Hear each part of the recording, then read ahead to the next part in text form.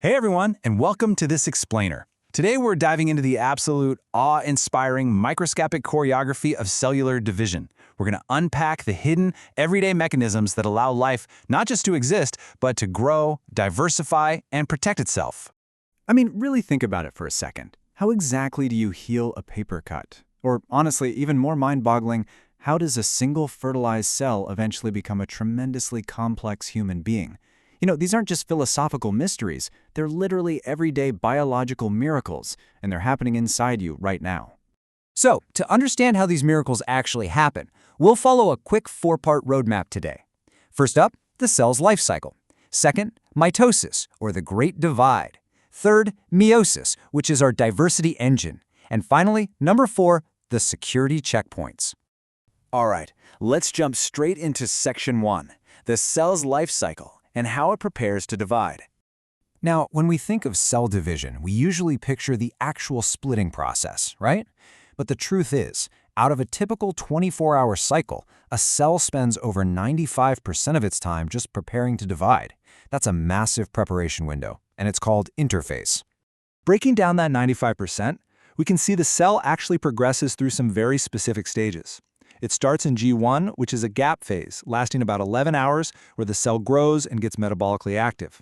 Then it moves into the S phase, or synthesis phase, for about 8 hours. This is absolutely crucial, because this is where DNA replication takes place. It doubles the genetic material without changing the actual number of chromosomes. After that, we hit a 4-hour G2 phase for some final preparations, all before hitting that tiny 1-hour sliver at the very end, the M phase, where the actual division happens. But, not all cells stay on this fast-paced carousel. Some cells actually exit that G1 phase and enter what's known as the G0 phase. Think of it as a quiescent resting stage. Cells here, like your neurons or your heart cells, remain metabolically active, but they stop proliferating. They'll only divide if they're specifically called upon to replace injured or dead tissue, and that perfectly explains why heart or brain tissue doesn't just rapidly regrow after an injury. Moving on to section 2. Mitosis, the Great Divide. So, this is that intense 1-hour phase we mentioned where our body creates exact genetic clones. It's a highly orchestrated dance, and it breaks down into 4 foundational steps. We've got prophase, metaphase, anaphase, and telophase. Let's see how this unfolds. Starting at prophase, these long, untangled chromatin strands begin to condense into tight, compact chromosomes. Meanwhile, the nuclear envelope starts to break down. By anaphase, those chromosomes are being dramatically pulled apart toward opposite poles of the cell.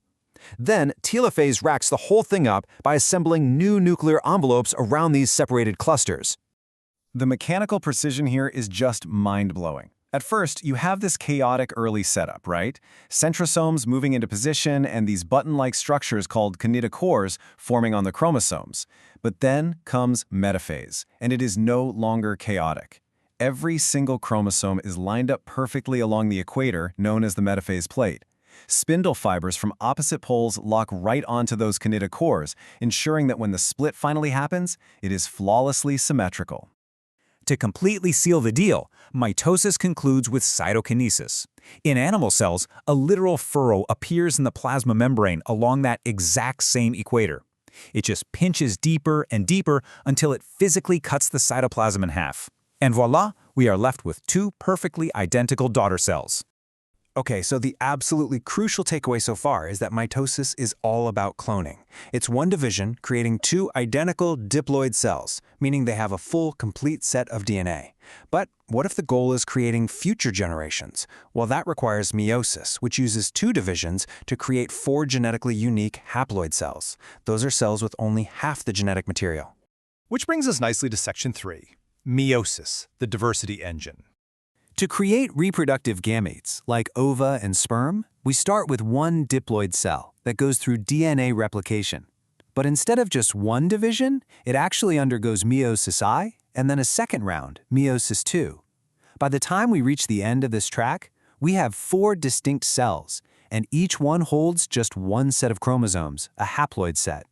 Now, the real magic of human diversity actually happens right at the very beginning, during a highly complex prophase I. It features a critical event called crossing over.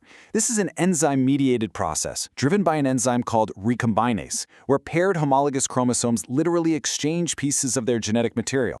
Zooming way into the microscopic level, we can pinpoint the exact physical location where this swap occurs. It's called the recombination nodule. Non-sister chromatids intertwine, they're held together by a synaptonemal complex, and they essentially trade their biological secrets. This means the chromosomes you eventually pass on to your children are entirely unique combinations that have never, ever been seen before in human history. How cool is that? So after this crossing over, the division happens in distinct waves. In meiosis 1, the homologous pairs separate. Then, the cell takes a brief pause known as interkinesis. Finally, in meiosis 2, which honestly looks a lot like our old friend mitosis, the sister chromatids split apart. That gives us our 4 unique haploid cells. But here's a question. With billions of cells dividing all the time, how does the body prevent catastrophic errors? That leads us to our final chapter, Section 4. The security checkpoints guarding the cycle. The cell cycle isn't just some runaway train. It is heavily guarded by a VIP security roster of proteins. We have cyclins, cyclin-dependent kinases, or CDKs, CDC25 phosphatases, and the very famous P53 protein. These are essentially the inspectors. They hold the power to either green-light cellular division or stop it dead in its tracks. What's fascinating is that these cyclins don't just flood the cell all at once, they actually tag team in a highly specific sequence. Cyclins D and E guide the cell through G1, then cyclin A takes over during the S phase and G2, and finally cyclin B drives the cell right into mitosis. They do this by binding to CDKs to activate them, which ensures the cell only progresses when it is absolutely ready to move forward. However, when this system breaks down, the stakes are incredibly high. Our source material points out a specific danger, the overexpression of cyclin E.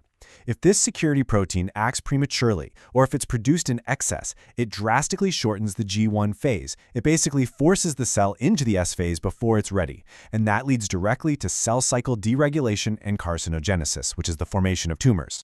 And this is exactly where the ultimate failsafe comes in, the tumor suppressor protein P53.